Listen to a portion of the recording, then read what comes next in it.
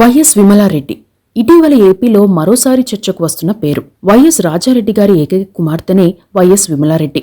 2019లో జరిగిన వైఎస్ వివేకా ఘటనకు సంబంధించి వైఎస్ షర్మిల, వైఎస్ వివేకా కుమార్తె వైఎస్ సునీతారెడ్డిలు కొంతకాలంగా కడప ఎంపీ వైఎస్ అవినాష్ రెడ్డిపై తీవ్రమైన ఆరోపణలు చేస్తున్న సంగతి తెలిసిందే. అయితే ఆ ఆరోపణలు కరెక్ట్ కాదని, వైఎస్ అవినాష్ రెడ్డి అమాయకుడని, ఉద్దేశపూర్వకంగా అతడిపై నిందలు వేయడం మానుకోవాలని వైఎస్ జగన్మోహన్ రెడ్డి, వైఎస్ షర్మిల మేనత్త వైఎస్ విమలారెడ్డి ఓ ఇంటర్వ్యూలో వ్యాఖ్యానించారు.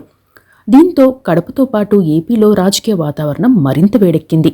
ఈ నేపథ్యంలో వైఎస్ విమలారెడ్డి ఎవరు, ఆమె భర్త చిన్న వయసులోనే ఎలా చనిపోయారు, విమలారెడ్డి భర్తకు రక్తం కావాల్సి వచ్చిన టైంలో వైఎస్ ఏం చేశారు, తమ బ్రదర్స్ కుటుంబాలంటే విమలారెడ్డికి ఎందుకంత ఇష్టం అనే అంశాలను తెలుసుకుందాం. వైఎస్ రాజశేఖర రెడ్డి గారి పేరు వినగానే గుర్తుకొచ్చే పేర్లు వైఎస్ రాజారెడ్డి, వైఎస్ జగన్మోహన్ రెడ్డి.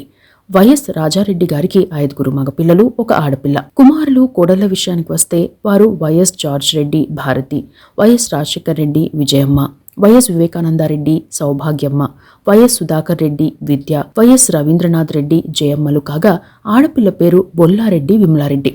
ఆమె భర్త పేరు బొల్లారెడ్డి కుమార్ కోటిరెడ్డి. ఇంట్లో ఏకైక కుమార్తె కావడంతో అన్నదమ్ములతో పాటు ఆ కుటుంబమంతా విమలారెడ్డి గారికి చాలా వాల్యూ ఇచ్చేవారు. ఆమె డిగ్రీ వరకు పులివెందుల్లోనే చదివారు. అప్పటికే వైఎస్ రాజశేఖర రెడ్డి గారు రూపాయి డాక్టర్గా పేరు తెచ్చుకున్నారు. వైఎస్ రాజారెడ్డి గారు పులివెందుల్లో నిర్మించిన 70 పడకల ఆసుపత్రిలో అన్న రాజశేఖర రెడ్డి చేస్తున్న సేవా కార్యక్రమాల్లో పాలు పంచుకునేవారు విమలారెడ్డి గారు. ఇక విమలారెడ్డికి హైదరాబాద్కి చెందిన బొల్లారెడ్డి కుమార్ కోటిరెడ్డితో వివాహం చేశారు. వీరు హైదరాబాద్లోనే ఉండేవారు. బొల్లారెడ్డి కుమార్ కోటిరెడ్డి గారు కూడా 5 అన్నదమ్ములు. వీరిది కూడా అప్పట్లో పెద్ద ఫ్యామిలీగా గుర్తింపు ఉండేది. ఇక కుమార్తెపై ప్రేమతో రాజారెడ్డి గారు హైదరాబాద్లోని ఇంటిని విమలారెడ్డి గారికి గిఫ్ట్గా ఇచ్చారట. అప్పట్లోనే సమీప బంధువులు వైఎస్ రాజారెడ్డి గారితో మీ అమ్మాయికి హైదరాబాద్లో ఇల్లిచ్చారు, కుమారులకు కూడా ఇవ్వాలిగా అన్నారట. అయితే అందుకు రాజారెడ్డి గారు సమాధానమిస్తూ ఆడపిల్ల కాబట్టి ఇచ్చాను, నేను బయట వారికి సహాయం చేస్తే దేవుడు కూడా నా కుటుంబానికి మంచి చేస్తాడు అని చెప్పేవారని ఓ ఇంటర్వ్యూలో చెప్పారు వైఎస్ విమలారెడ్డి గారు. వైఎస్ విమలారెడ్డి గారికి పెళ్లయ్యే నాటికే రాజశేఖర రెడ్డి గారు కాంగ్రెస్ పార్టీలో పలు పదవుల్లో ఉన్నారు. ఎమ్మెల్యేగా గెలిచారు, పిసిసి అధ్యక్షుడిగా చేశారు. ఇక 1985-89 సమయంలో సాగునీటి సమస్యపై హైదరాబాద్లో నిరాహార దీక్ష చేపట్టారు వైఎస్ రాజశేఖర రెడ్డి గారు. ఆ టైంలో విమలారెడ్డి భర్తకి ఆరోగ్యపరమైన సమస్య తలెత్తింది. మెడికల్ ఎమర్జెన్సీ కావడంతో రక్తం కావాల్సి వచ్చింది. హైదరాబాద్లో నిరాహార దీక్షలో ఉన్న వైఎస్ రాజశేఖర రెడ్డి గారు అప్పటికప్పుడు తమ వాళ్ళతో మాట్లాడించి రక్తం ఏర్పాటు చేశారు. బొల్లారెడ్డి కుమార్ కోటిరెడ్డిని విమలారెడ్డి గారు, వైఎస్ విజయమ్మలు ఆసుపత్రికి తీసుకెళ్లారు. అయితే అప్పటికే ఆయన చనిపోయారు. వైఎస్ రాజశేఖర రెడ్డి గారి కుటుంబానికి ఇది అత్యంత విషాదకరమైన వార్త కూడా. ఆ టైంలోనూ వైఎస్ రాజశేఖర రెడ్డి గారు తన దీక్షను కొనసాగించారని, తాను భర్తను తలుచుకుని తాను ఏడుస్తుంటే తన అన్న రాజశేఖర రెడ్డి గారు ఓదార్చడంతో పాటు జీవితం ఇక్కడితో అయిపోలేదు, పిల్లల కోసమైనా మనం బాగుండాలి అని చెప్పారని ఓ ఇంటర్వ్యూలో చెప్పారు. అప్పటికే విజయవాడలోని రాజ్ యువరాజ్ థియేటర్లో భాగస్వామిగా ఉన్నారు. భర్త చనిపోయిన టైంలో వైఎస్ రాజశేఖర రెడ్డి గారు విమలారెడ్డి గారితో మాట్లాడుతూ అంతటితోనే మనం ఆగిపోవద్దు, అత్తగారితో కలిసి ఆ థియేటర్ని చూసుకో, మేము ఉండగా నీకు ఏ లోటు రాదు అని చెప్పారట. అలా చాలా రోజుల పాటు వైఎస్ రాజశేఖర రెడ్డి గారు ఒక తండ్రి పాత్రలో తనకు అండగా ఉన్నారని చెప్పారు. అయితే చిన్న వయసులోనే అల్లుడి మరణం పట్ల వైఎస్ రాజారెడ్డి గారు బాధపడుతూ ఉండేవారట. ఇక 1998లో వైఎస్ రాజారెడ్డి గారు చనిపోయినా ఇంటి ఆడపడుచుగా ఆయన కుటుంబమంతా విమలారెడ్డి గారికి అండగా నిలిచారు. ఓ ఇంటర్వ్యూలో విమలారెడ్డి గారు మాట్లాడుతూ, నేను చిన్నదాన్నైనా ఆ ఇంట్లో చాలా అభిమానించేవారు, గౌరవించేవారు, వదినలందరూ ఆప్యాయంగా ఉండేవారు, వైఎస్ విజయమ్మ నాకు అన్ని వేళలా తోడుగా నిలిచారు అని చెప్పారు. ఇక విమలారెడ్డి గారు పుట్టేనాటికే వైఎస్ రాజారెడ్డి కుటుంబం క్రైస్తవం ఆచరించేవారు. వైఎస్ రాజశేఖర రెడ్డి గారు 2004లో సీఎం అయిన సంగతి తెలిసిందే. అప్పటికే విమలారెడ్డి గారు క్రైస్తవాన్ని ఆచరించేవారు. క్రిస్టియన్ స్టడీస్లో ఎంఏ పూర్తి చేశారు. 2008 నుండి ఎవాంజలిస్ట్గా, బైబిల్ టీచర్గా మారారు. పలు పుస్తకాలను రాశారు. అప్పటికి ఆమె గౌరవ డాక్టరేట్ పొందినా తాను చదువుకుని డాక్టరేట్ సాధించాలన్న ఉద్దేశంతో క్రిస్టియన్ స్టడీస్పై పీహెచ్డీ చేశారు. ప్రస్తుతం క్రైస్తవ సంస్థ హెగ్గై ఇండియాకు వైస్ ప్రెసిడెంట్గా ఉన్నారు. వీరికి 2 పిల్లలు. కుమారుడు యువరాజ్ కాగా కోడలి పేరు శ్రావణి, కుమార్తె దివ్య కాగా భర్త పేరు బైజు. గతంలో వీరికి చిట్ ఫండ్ కంపెనీ ఉండేది. ప్రస్తుతం మైనింగ్తో పాటు వ్యాపారాలు ఈ కుటుంబానికి ఉన్నాయి.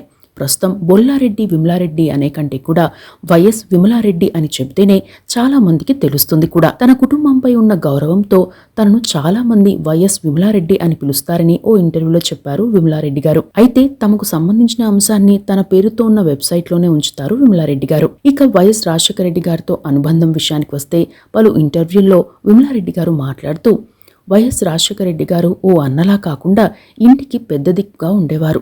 తండ్రి చనిపోయాక తండ్రిగా మారి అందరి బాగోగులు చూశారు. ఆయన ఇంటి పేరే మాకు గౌరవం. చిన్న వయసులోనే భర్తను పోగొట్టుకున్న నన్ను చూసి తనలో తానే బాధపడేవారు. మాకు ధైర్యం చెప్పేవారు. అందుకే ఆయన సీఎం కాగానే వితంతు పింఛన్ని అమలు చేశారు అనుకుంటున్నా. వదినలు, ముఖ్యంగా విజయమ్మ, భారతమ్మ గారు ఎంతో ఆప్యాయంగా చూసేవారు. రాజారెడ్డి గారు చాలా డిసిప్లిన్గా ఉండేవారు.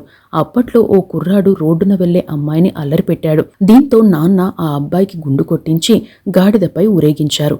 ఏ అబ్బాయి కూడా అమ్మాయిలను అల్లరి పెట్టకూడదని, అల్లరి పెడితే ఇలాంటి శిక్షే ఉంటుందని చెప్పేందుకే అలా చేశారు. అది గిట్టని వాళ్ళు ఏదేదో ప్రచారం చేశారు.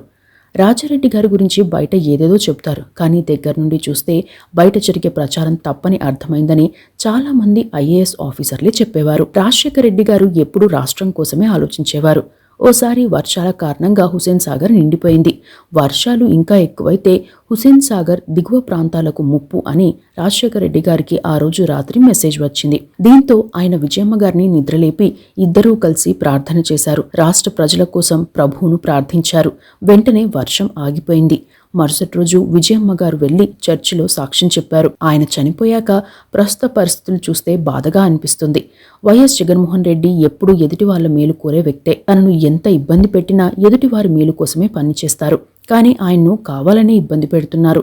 ఎంత ఇబ్బంది పెడితే అంత పైకి లేస్తాడు అని అన్నారు. ఇక వైఎస్ వివేకానందరెడ్డి గారి గురించి మాట్లాడుతూ వివేకం అన్నయ్య చాలా సౌమ్యుడు. అప్పట్లో రాజకీయం కారణంగా వైఎస్ విజయమ్మకు పోటీగా నిల్చున్నారు.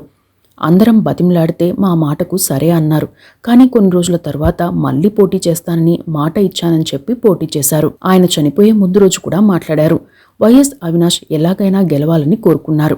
అప్పటికే కొన్ని చోట్ల కొందరు అసంతృప్తి వ్యక్తం చేస్తే వారితో మాట్లాడేందుకు వెళ్తున్నట్లు చెప్పారట. ఆయన్ను చంపాల్సిన అవసరం అవినాష్కి గాని మా కుటుంబంలో గాని ఎవరికీ లేదు. ఆ రోజు వార్తల ప్రకారం ముందుగా గుండెపోటు అన్నారు. కానీ అవినాషే మా వదినకు ఫోన్ చేసి పెద్దమ్మ ఇది సహజ మరణంగా అనిపించడం లేదు, ఏదో అనుమానాలున్నాయని చెప్పారట. అవినాష్ చిన్నపిల్లవాడు, కావాలనే ఆయనపై బురద జల్లుతున్నారు. ఎవరో చెప్పిన ప్రకారం నడుచుకుంటున్నారు. నాతో వివేక అన్న భార్య కూడా బాగానే మాట్లాడతారు. ఆయన చనిపోవడం అందరికీ షాకే. ఆ తరువాత వైఎస్ సునీత ఈ అంశంపై చాలా ఆరోపణలు చేశారు. నేను ఓసారి మాట్లాడి చంపిన వాళ్ళెవరో తెలిసిందిగా, ఇంకా ఎందుకు వదిలే అన్నాను. కానీ ఆమె వినలేదు. ఏవేవో ఆరోపణలు చేశారు. ఆధారాలున్నాయా అని అడిగాను. అన్నీ వస్తాయి అని చెప్పింది. ఇక ప్రతి ఇంట్లో కొన్ని అంశాల్లో కొన్ని భిన్నమైన అభిప్రాయాలు ఉంటాయి. జగన్ రాజకీయాల్లోకి వెళ్లాలని అనుకున్నారు. ఆ టైంలో షర్మిల బిజినెస్ చూసుకునేందుకు ఓకే అన్నారు. కానీ కొన్నాళ్లకు రాజకీయాల్లోకి వచ్చారు. వైఎస్ రాజశేఖర రెడ్డి గారికి ఉన్న క్రెడిట్ రావాలని అనుకుంటే అది సాధ్యం కాదు. ఇప్పుడు ఏవేవో ఆరోపణలు చేస్తున్నారు. వారు చెబుతున్నవి అబద్ధాలు. వైఎస్ జగన్మోహన్ రెడ్డి గారిని చాలా మంది ఇబ్బందులు పెట్టారు. ఆ టైంలో నేను వైఎస్ భారతికి మెసేజ్ పెడితే అన్నిటికీ దేవుడే ఉన్నాడు అని రిప్లై ఇచ్చారు. బయట వస్తున్న ఆరోపణల కారణంగా వారు చాలా లోన్లీగా ఫీల్ అవుతున్నారు. కానీ మీడియాలో వార్తలు వచ్చేలా ఛాన్స్ ఇవ్వడం వల్లే ఇదంతా జరిగింది. కానీ వైఎస్ జగన్మోహన్ రెడ్డి ఉన్నంత సహనంగా ఎవరూ ఉండరు అని చెప్పారు. మొత్తం మీద వైఎస్ విమలారెడ్డి గారు ఇటీవల చేసిన కామెంట్లు మాత్రం వైరల్ అవుతున్నాయి.